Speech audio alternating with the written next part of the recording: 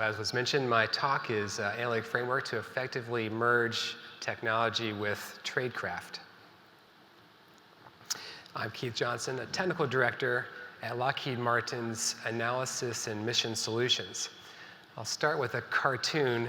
You may not be able to read this, but in this Calvin and Hobbes cartoon, Calvin uses philosophical arguments about the difficult nature of knowledge as an excuse not to study. Basically, acquiring knowledge just makes things too complicated.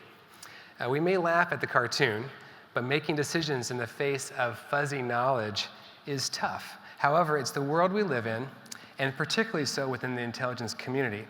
And we can't take Calvin's choice of giving up seeking knowledge. We just need better ways to distinguish between what we know and what we don't know. Clearly articulating within an understandable framework the degree of uncertainty we have in our understanding of the external world, in particular epistemic uncertainty due to the lack of knowledge, is necessary to escape Calvin's dilemma. Why talk about the problem of acquiring knowledge? What's changed? Well, a couple things. Data has exploded. There's so much more to read, to understand, to report on. There's a particular explosion of open source information of varying levels of source credibility and confidence, and many more forms of and quantities of open source information will be coming in the next few years. Also, analytics has advanced. Analytics applied to data generates additional observations that must be judged. What's not advanced is our process of turning this data and observations into analytic judgments and then making decisions based on these judgments. We are very still much in the artisanal, human-centered approach of generating human-readable reports, presentations, and so forth. What we need is to effectively merge technology with Tradecraft. So then what's required? I say just a few things. One, we need to manage fine-grained intelligence and not fuse intelligence observations too quickly.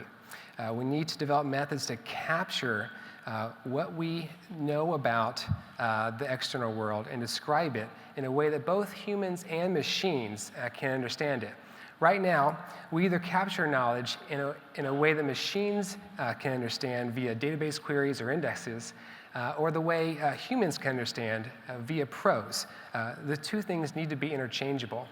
We also need to develop the ability to quantify and combine uncertainty in our intelligence observations. Every time we make an observation about an external environment, we are interpreters. We can only see a particular aspect of the environment and inherently bring our bias in that interpretation.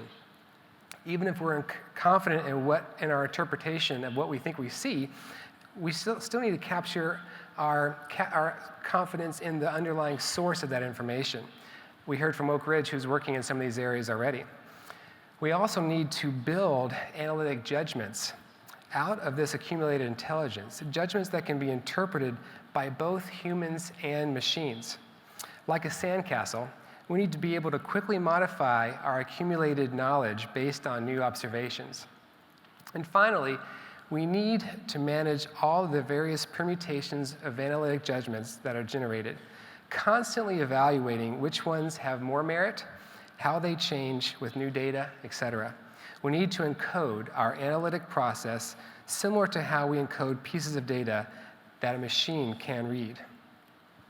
Ultimately, we need to encode this process of how we create knowledge. We've heard Dr. Cardillo and others discuss the fact that there's really no such thing as finished intelligence. Embedded in such statements is the idea that intelligence is an ongoing process. This reflects the notion that ultimately the product of intelligence is not just a static report that contains only a fraction of the details that an analyst evaluated along the way. Creating intelligence is like exploring a river at ground level. Without the benefit of overhead imagery, we need to explore each potential fork, noting where we deviated so we can come back and explore an alternative path. Also, a river isn't static. it changes paths over time. Without knowing the path that we took in the past, we won't effectively be able to detect where the river may have changed its course. So also, an analytic framework needs to start by acknowledging that the process itself is as much the product or more so than the final report. Thinking in this manner allows us to recreate conclusions on demand using the same analytic methodology and then iterate, fork, or reevaluate the conclusions based on new information much more easily. Here I outline, which you won't be able to see due to the distance, basic building blocks for an overarching framework that integrates the analytic processes with the basic data management processes. Thankfully, we do not have to build this entire stack from the ground up. We can leverage the great work that is occurring within the commercial sector on managing large amounts of data and developing sophisticated, scalable analytics to operate on that data. We can leverage the work within the government building object and observation management frameworks like OBP and SOM, and we can leverage the academic work over the past decades to provide a foundation for building probabilistic, trust-based reasoning frameworks to manage analytic judgments and higher-order hypotheses. The pieces are there to put this overarching framework together, and particular aspects are occurring within various industries and within the intelligence community. However, I'm concerned that without a concerted effort, we will sub-optimize and not achieve the full vision for an effective merger of technology and tradecraft. I'd be happy to discuss these concepts, the overarching framework, at our booth, Lockheed Martin's booth 919, or feel free to reach out to me if you'd like to discuss this further. Thank you.